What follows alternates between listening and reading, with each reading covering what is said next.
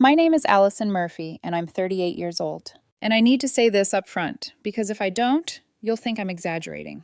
I never imagined I'd be forced to call the police on my own mother. Not over money, not over a scream-filled holiday dinner, not even over something she said in anger. But because my son, my 9-year-old boy, ended up in a hospital bed with his tiny body failing him, not from cancer alone, but because the woman who raised me became convinced she had found a miracle cure. Before I get into it, I'm curious. Where are you watching from? And have you ever had someone in your family push natural healing so hard it felt obsessive? Drop a comment. I read them more than you think. Because sometimes love doesn't look like love. Sometimes love shows up wearing a smile, carrying soup, offering help, and quietly loading a gun you don't see. It started on an afternoon in March in a cancer clinic room in Boulder. My ex-husband, Ethan Carter, sat beside me, close enough that our shoulders almost touched, far enough that I could feel the years between us. We'd been divorced for 2 years, and most days we moved around each other like strangers who shared a calendar. But that day, we were just two parents holding our breath. Dr. Johnson pulled up an X-ray and pointed to a dark, ugly shadow near Lucas's chest. I remember the way the doctor's finger hovered, like if he didn't press too hard, the truth might not fully land. Hodgkin's lymphoma, he said. Stage 2. It's in the lymph nodes and has spread to the chest area. I didn't cry. Not yet. My brain did something colder. It started recording details like a security camera. The kind of focus that isn't bravery, the kind that only happens when the floor drops out from under you and your body is trying to survive the fall. Ethan's hand found mine.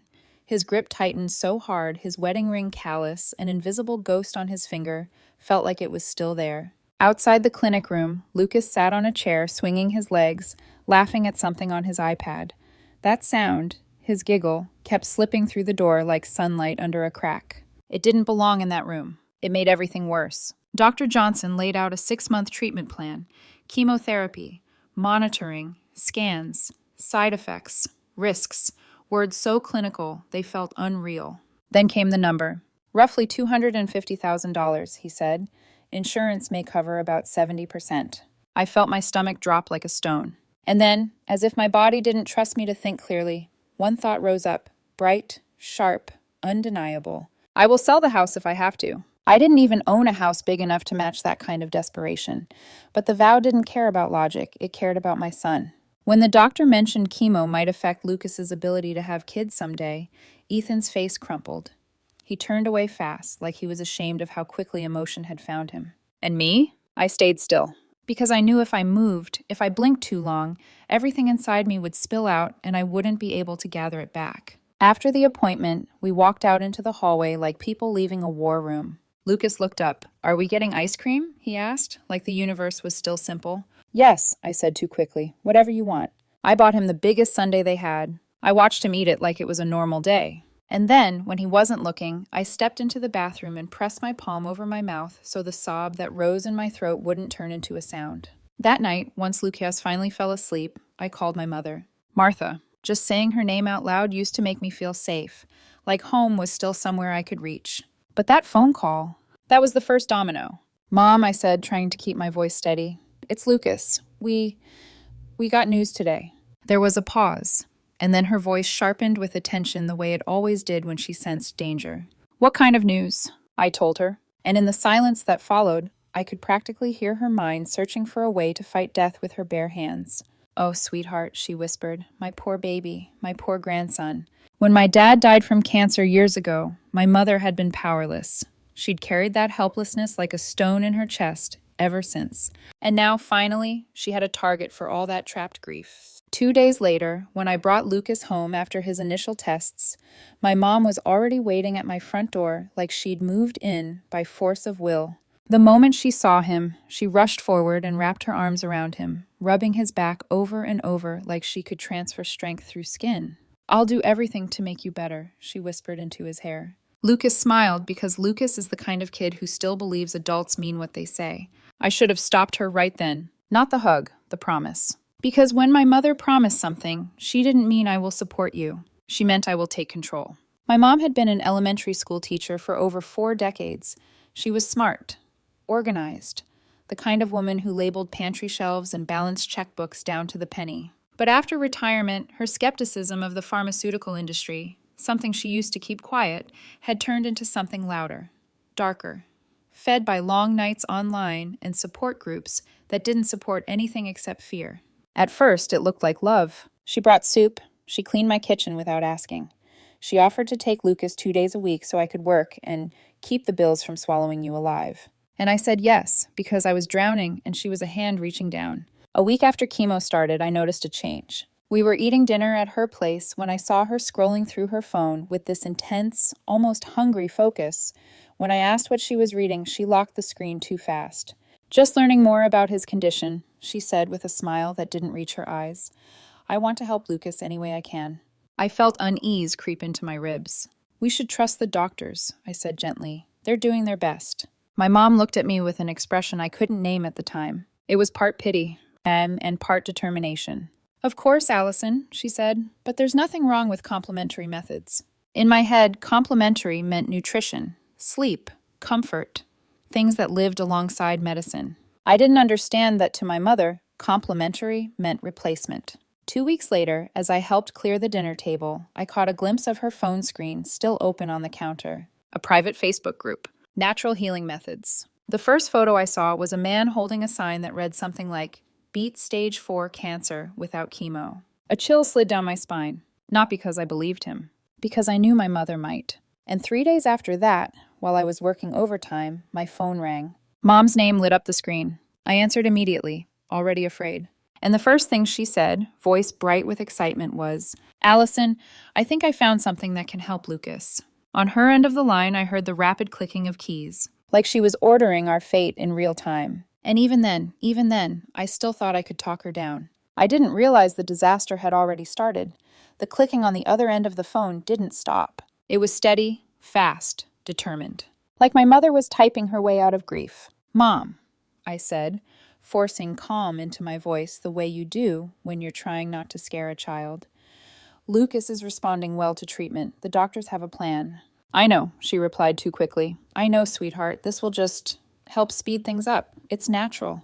That word, natural. People say it like it's a shield. Like if something is natural, it can't hurt you. But arsenic is natural. So is poison ivy. So are storms. I leaned back in my office chair, staring at the fluorescent ceiling lights as if they might offer an answer.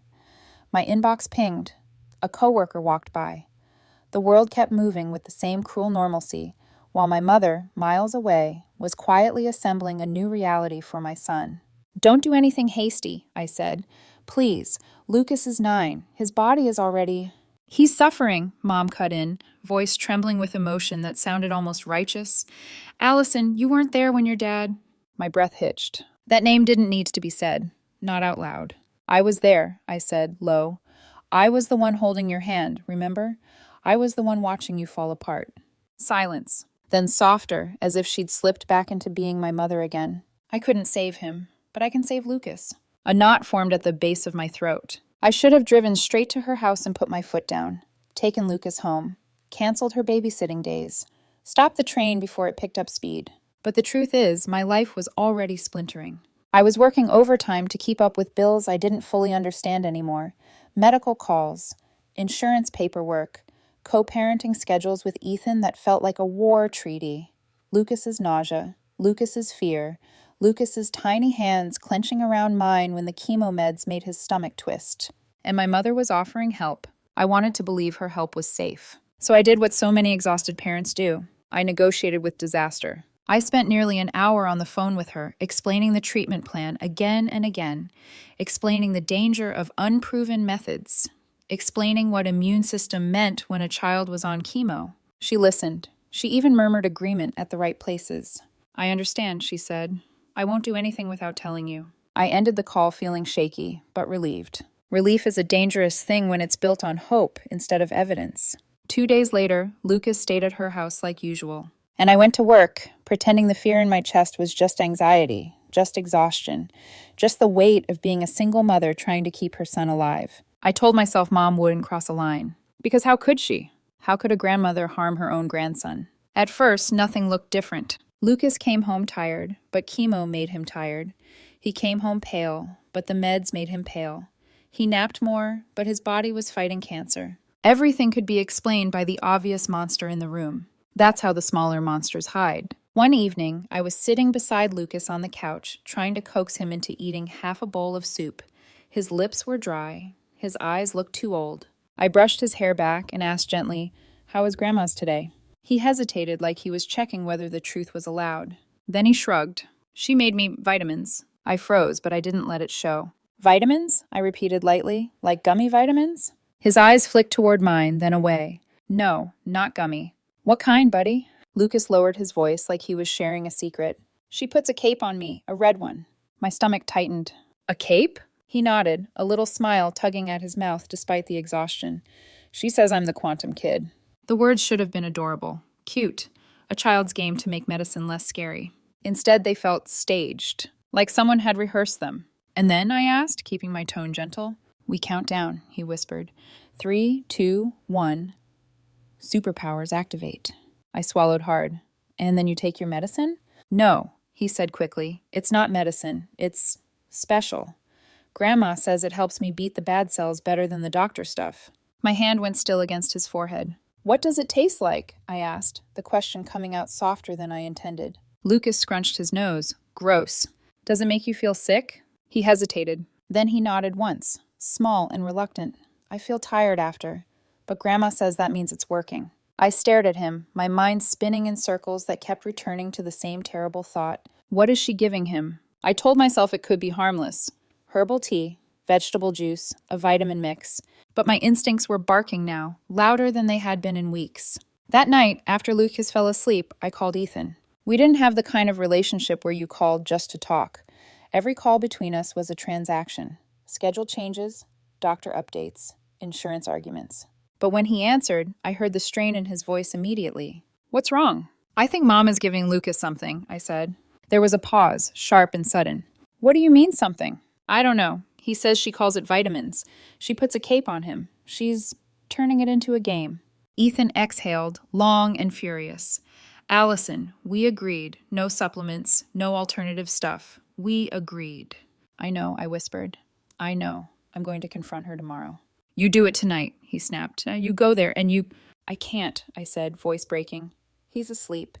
And if I storm in there, it becomes a fight. And Lucas—" Ethan went quiet. Then, in a lower voice, heavier with history, "Your mom always thinks she knows better than everyone else." I didn't answer because that was too close to the truth. Instead, I promised, tomorrow.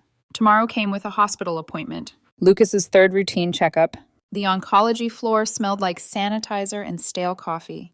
Lucas sat on the exam bed, legs swinging, holding his stuffed dinosaur with one hand and my sleeve with the other. Dr. Peterson, Lucas's primary oncologist, came in with a clipboard and a face that wasn't neutral enough. She flipped through the results and frowned. "Something's not right," she said. My heart lurched. "What?" I asked. "Is the cancer worse?" "No," she said carefully. "Not that. His liver enzyme levels, ALT and AST, are abnormally high, and this isn't typical for the chemo protocol we're using." Each word felt like a weight being placed onto my ribs. My lungs stopped working properly. "High liver enzymes," Ethan repeated, his voice sharp with fear. "What does that mean?" "It means something is stressing his liver," Dr. Peterson said. "We need to run more tests to rule out hepatitis, infection, or exposure to something toxic." Exposure. I glanced at Lucas. He was staring at the wall, not listening. Thank God. Ethan's eyes met mine, and I saw the same thought land in both our faces at the same time. "What is your mother giving him?" Dr. Peterson kept her voice calm, but I could see worry behind her professional steadiness. "Is Lucas taking any supplements?" she asked. "Any vitamins, herbal remedies, alternative treatments?" My throat tightened. I thought of my mother locking her phone screen, the Facebook group, the cape, the countdown. Ethan leaned forward, ready to answer. And before either of us could speak, a young nurse stepped in to draw blood. Her badge read Amy. As she prepped the needle, she looked up at me, not with accusation, but with a careful, practiced gentleness. "Mrs. Murphy," she said quietly, "sometimes families try things at home because they're scared. You wouldn't be in trouble for telling us. We just need to know what we're dealing with." My face burned.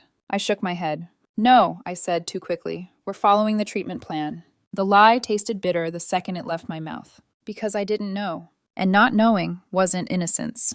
It was negligence disguised as trust. That week, Lucas got worse. After each visit to Grandma's house, he vomited until he was shaking and empty. Every time I called my mother, her voice was calm, too calm. "That's detox," she said confidently. "It's good. His body is eliminating toxins." "Mom, vomiting isn't good," I snapped one night as Lucas sobbed into the toilet.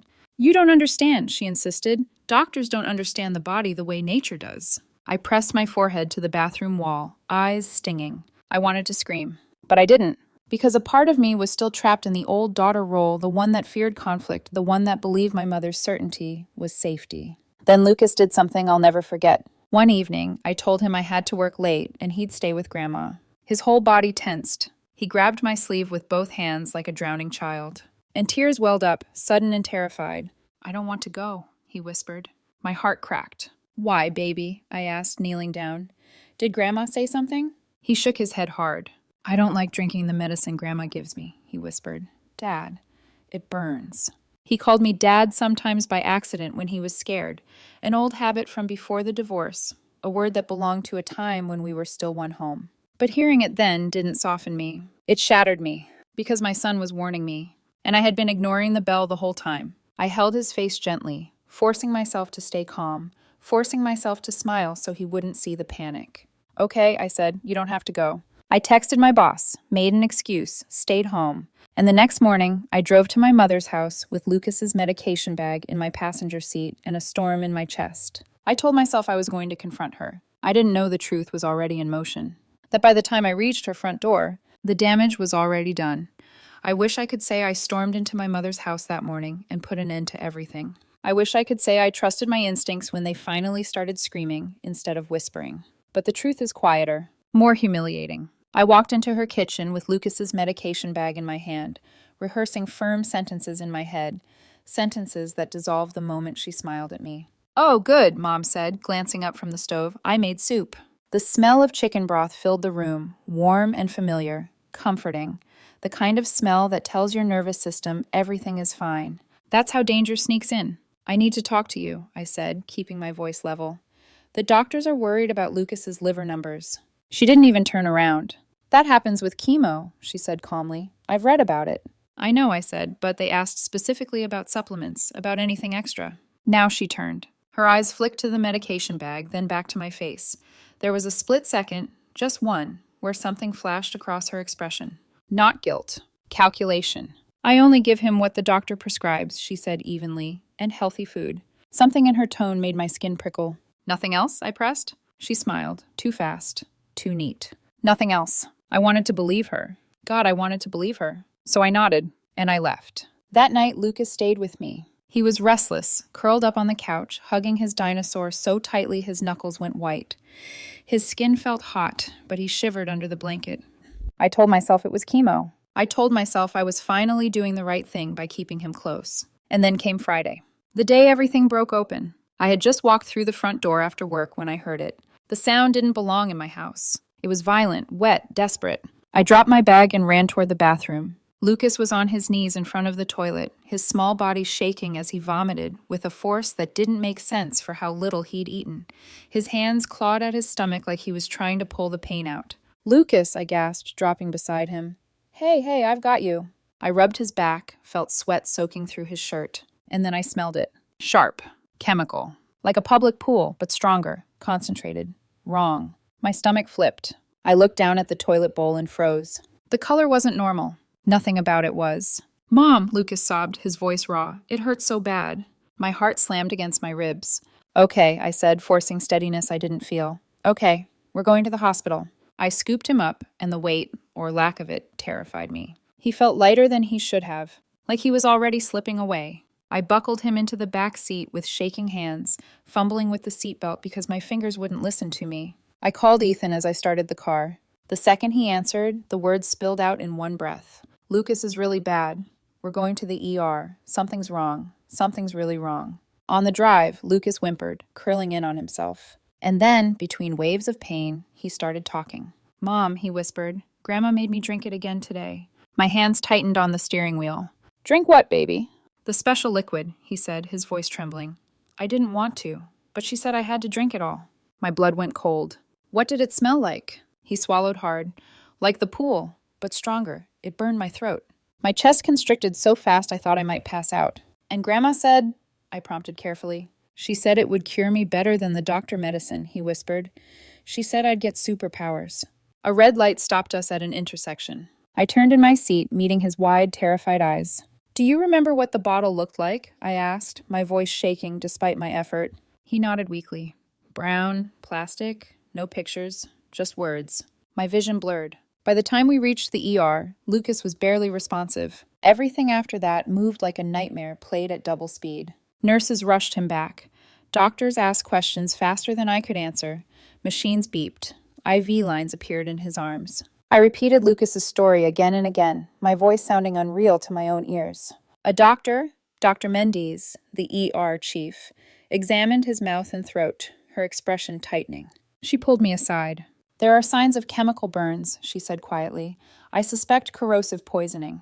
The words slammed into me. Corrosive. Poisoning. You need to contact whoever gave him this, she continued. We need to know exactly what it was. My hands shook so badly I had to grip the wall. I stepped into the hallway and called my mother. The moment she answered, everything I'd been holding back exploded. What did you give Lucas? I shouted. We're in the ER. My son is being poisoned.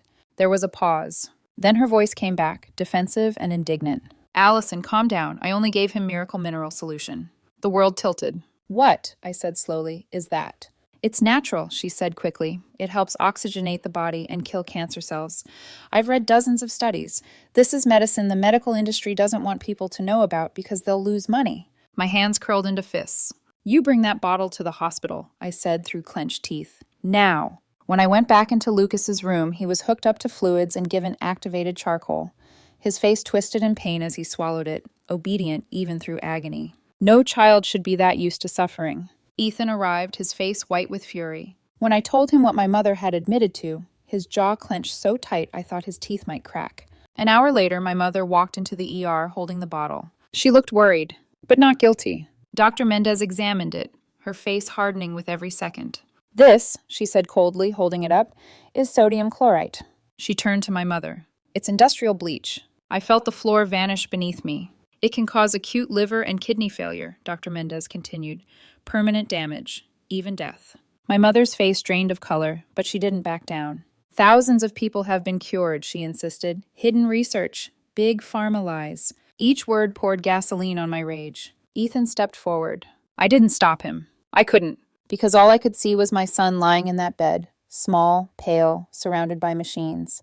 And I realized something that hollowed me out completely. I hadn't just failed to protect him from cancer. I had failed to protect him from my own family. And as the doctors worked to save his organs, a darker truth settled in my chest. This wasn't just a medical emergency anymore. It was a crime. The word crime echoed in my head long after Dr. Mendes said it. Not because I didn't believe her, but because once a situation crosses that line, you don't get to pull it back. Things stop being handled by family. They start being handled by systems. Cold ones. Lucas slept, sedated and exhausted, his small chest rising and falling under a web of tubes and wires. The steady beep of the monitor felt like a countdown I couldn't see. I stood there holding his hand, terrified to let go, as if my fingers were the only thing anchoring him to this world. Behind me, voices rose. My mother was arguing with Ethan. I was trying to save him, she insisted. You think I wanted this? You think I wanted him in pain? Ethan's voice shook with fury. You poisoned him. I didn't turn around. If I did, I wasn't sure who I'd become. A nurse approached quietly and touched my elbow. Mrs. Murphy, the doctor needs to speak with you. Dr. Mendes met me in a small consultation room. Her expression was gentler now, but no less firm. I need to be clear with you, she said. This qualifies as suspected child abuse. I'm legally required to report it.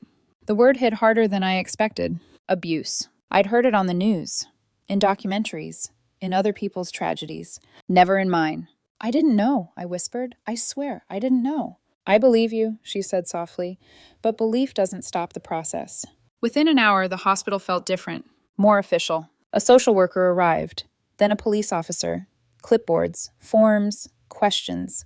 Every answer I gave felt like a confession, even when it wasn't. Why did you allow unsupervised visits?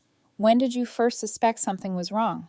Did you ever see the substance yourself? Each question tightened the noose of guilt around my chest. At one point, I saw my mother sitting alone at the end of the hallway, shoulders hunched, hands clasped so tightly her knuckles were white. She looked small, not the woman who raised me. Not the woman who ran classrooms and households and lives. Just an old woman who had lost her footing in a world she no longer trusted. And still I didn't go to her, because my son lay behind me, fighting for his organs to keep working. And that had to matter more. The next morning brought worse news. Lucas's liver and kidney numbers had deteriorated overnight. Dr. Mendez didn't sugarcoat it. If they don't improve, she said, we may need to prepare for dialysis. Dialysis. The word felt unreal attached to my child. I pulled my mother into the hallway, away from Lucas's room, because I couldn't risk him hearing what I was about to say. My hands shook so badly I had to clench them into fists. How? I asked, my voice breaking. Could you give your own grandson industrial bleach? Her eyes filled with tears, but they weren't tears of surrender. They were tears of conviction. It's not bleach, she said. It's minerals. I read the research. I know what I gave him. Something inside me cracked. I pulled out my phone, opened the FDA warning page, and read it aloud, line by line. Chemical burns, organ failure, death. She listened, and then she shook her head. They're lying, she said softly. They don't want people to know the truth. That scared me more than anything else she'd said. Because this wasn't stubbornness. It was belief. And belief doesn't bend to evidence. Rebecca, Ethan's current partner, stepped forward then, her voice sharp and clear. If you really thought it was safe, she said, why didn't you tell us? My mother hesitated. Just for a second. I knew you'd stop me, she admitted, and I couldn't stand watching him suffer. Before I could respond, Dr. Mendez approached again, holding fresh test results. She looked directly at my mother. Mrs. Murphy, she said evenly, your grandson has acute liver and kidney failure caused by sodium chloride poisoning. This is not alternative medicine. It is industrial bleach. I watched my mother's certainty crumble. Slowly, painfully, like a statue cracking from the inside. I didn't mean, she whispered.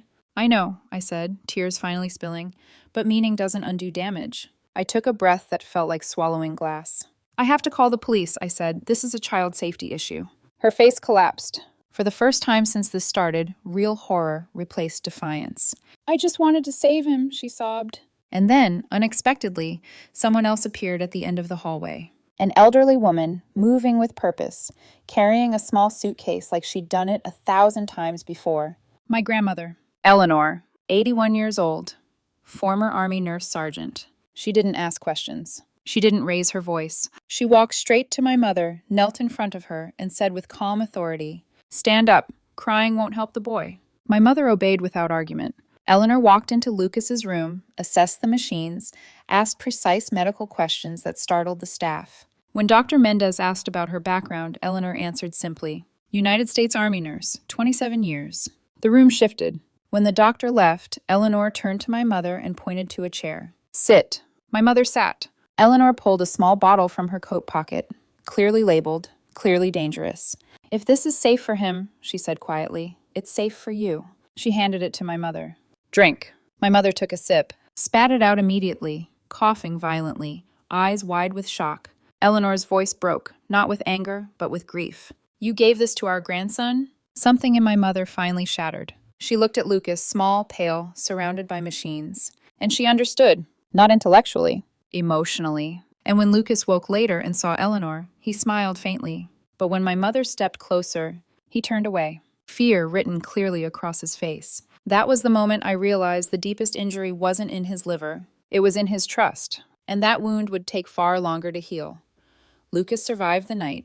That sentence doesn't sound dramatic when you read it, but living it felt like holding your breath underwater until your lungs screamed.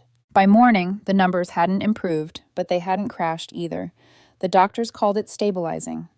I called it a fragile ceasefire between my son's body and the damage done to it. I didn't leave his bedside. Not when nurses came in and out, not when social workers returned with clipboards and measured voices, not when the police officer asked me to repeat the timeline for the third time, his pen hovering like judgment, every question carved deeper into my guilt. Why did you allow unsupervised visits?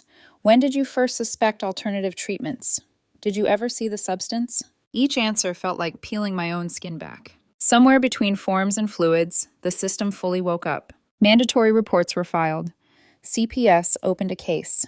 The remaining MMS was seized from my mother's house, handled with gloves like evidence from a crime scene. Because it was. My mother was questioned in a small room with a metal table and a camera in the corner. Through the one-way glass, I watched her shrink with every question. She admitted to giving Lucas the substance. She insisted she didn't know it was dangerous. Intent didn't erase impact. By evening, the hospital room became a rotating door of professionals, investigators, medical legal consultants, social workers explaining safety plans in careful, neutral language. I signed document after document with a hand that didn't feel like my own. No unsupervised contact, mandatory counseling, medical education requirements. Every signature felt like choosing my son over the woman who raised me. And still, I would have signed 10 more if it meant Lucas was safe. 2 days later, the police showed me the chat logs. That was when rage finally replaced confusion. Private Facebook groups, dozens of messages, people calling themselves researchers, warriors, truth seekers. A man named James had guided my mother step by step. Mix it with juice. Turn it into a game. If he refuses, remind him you're saving his life. Never tell doctors. They're bought. Every symptom rebranded as success. Vomiting meant detox. Pain meant cancer cells dying. Burning meant it was working. Reading those messages felt like watching a slow-motion manipulation of someone I loved. Fear twisted into faith. Love weaponized against a child. And then came the part that made my stomach turn. I recognized a name in the group. Kylie, my boyfriend Daniel's ex-girlfriend. She hadn't given instructions directly, but she had shared posts, testimonials, encouragement. Daniel stood beside me as I scrolled, his face pale. I didn't know she was this deep into it, he said quietly. I swear. I believed him, but belief didn't undo damage. It just added another fracture line to an already broken story. Lucas's condition slowly, painfully improved. Dialysis was prepared, but never started. His liver and kidney numbers inched upward, like they were climbing back from the edge with their fingernails. The doctors called it resilience. I called it mercy. Physically, my son was healing. Emotionally, he was unraveling. He flinched at unfamiliar bottles. He panicked at strong smells. He asked, again and again, if I promised not to make him drink anything strange. And when someone mentioned Grandma, his eyes went distant. Fear lived there now. That hurt more than anything. 3 weeks later, we faced the hardest decision yet. The district attorney laid out the options with brutal clarity. Criminal charges, 2 to 5 years in prison. Or an alternative agreement. Admission of wrongdoing. Mandatory psychological treatment. Strict, court-enforced, supervised contact only. No criminal record, unless she violated a single condition. I felt like I was being asked to choose between two disasters. Ethan wanted accountability, real consequences. Daniel urged boundaries without annihilation. I didn't sleep for 3 nights. Every time I closed my eyes, I saw my mother in prison. Then I saw Lucas asking why he couldn't see Grandma anymore. Both visions stole my breath. Eleanor sat with us the night before the decision, quiet, watching. Finally, she set down her tea and spoke. My daughter was deceived, she said calmly, but she is not evil. Prison won't heal her, and it won't heal Lucas. She met my eyes. But love without boundaries nearly killed your child. Mercy must have teeth. That phrase lodged in my chest. Mercy with teeth. The next morning, we chose the alternative agreement. Not forgiveness. Not forgetting. Protection, with consequences. The court hearing was held on a blistering July morning. My mother sat alone on one side of the room. I sat on the other, Lucas's dinosaur clenched in my hand like a talisman. The judge reviewed medical reports, CPS assessments, psychological evaluations. My mother didn't argue, didn't deflect, didn't deny. When the judge issued the 1-year protection order, supervised contact only, mandatory counseling, education in evidence-based medicine, my mother nodded through silent tears. No winners, only damage control. We left through separate doors. 4 months later, Lucas is home. The tumor has shrunk significantly. His liver and kidney function has recovered to about 85%. Doctors are cautiously optimistic. They say young bodies are resilient. But young minds remember. We're working with a child psychologist now, helping him understand that Grandma didn't mean to hurt him, even though she did. I don't know if a 9-year-old can separate love from danger that cleanly. Maybe that scar will always be there. My mother is in treatment. She hasn't missed a session. She hasn't violated a single condition. She writes letters to Lucas that I read first. Some days I let him hear them. Some days I don't. Healing doesn't follow a schedule. Eleanor still visits. One afternoon, she said something that finally made sense of all this. Time heals wounds, she told me quietly, but only if you stop reopening them. I don't know what our family will look like in a year. I don't know if forgiveness will come or if safety will always require distance. But I do know this. Love without reason can be dangerous. Trust without verification can be fatal, and protecting your child may mean standing against your own blood. So I'll ask you what I still ask myself at night. Was I wrong not to pursue criminal charges against my mother? Was compassion weakness or strength? Leave your thoughts. I read them. Because some questions don't have clean answers, only consequences.